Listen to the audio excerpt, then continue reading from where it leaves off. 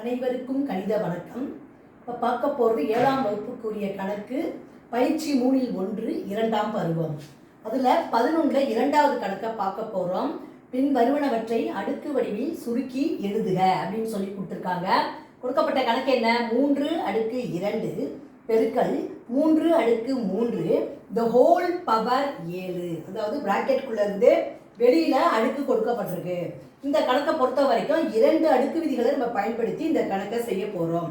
முதல்ல பாத்தீங்கன்னா அடிமானம் ஒன்றாக இருக்கு. அடுக்குகளை பெருக்கும் பொழுது பெருக்கல் விதியை பொறுத்த வரைக்கும் அடுக்குகளை கூட்ட வேண்டும். அடுத்த விதி என்னன்னு பாத்தீங்கன்னா a அடுக்கு m the whole power n. அதாவது வெளியில அடுக்கு இருக்கு அப்படின்னா என்ன செய்யணும்? இந்த அடுக்கையும் இந்த அடுக்கையும் பெருக்க வேண்டும். m into n. அது ஒரு விதி. இந்த 2 விதியையும் பயன்படுத்தி இந்த கணக்குக்குரிய விடையை இப்போ நம்ம கண்டுபிடிக்க போறோம். முதல்ல பாத்தீங்கன்னா ஃபர்ஸ்ட் அடுக்கு விதி 1 பெருக்கல் விதி.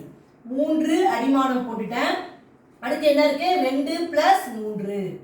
இந்த பிராக்கெட்ல போட்டு இங்க 7 போட்டுக்கிறேன். அடுத்த ஸ்டெப் என்ன வரும்? 3 2 3 கூட்டினா 5. இந்த ஹோல் பவர் 7. இப்போ இந்த அடுக்குகளை என்ன செய்யணும்? இந்த விதிப்படி இந்த அடுக்குகளை இரண்டையும் பெருக்கணும். அப்ப 3 5 7 பெருக்கினால் 35. அப்ப அடுக்கு என்ன வந்து 35. 3 அடுக்கு 35. இந்த கணக்கை பொறுத்த வரைக்கும் ஃபர்ஸ்ட் உள்ள இருக்கிறத வந்து அடிமானங்கள் ஒன்றாக இருக்கும் பொழுதே பெருக்கல் விதியை பொறுத்த வரைக்கும் இந்த அடுக்குகளை கூட்டி போட்டுட்டேன். அப்புறம் பிராக்கெட்ல வெளியில இருக்கு ஹோல்.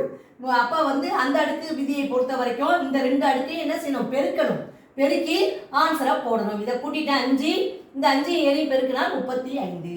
ஆன்சர் என்ன கிடைச்சிருக்குன்னா 3 அடுக்கு 35. புரிஞ்சுங்களா?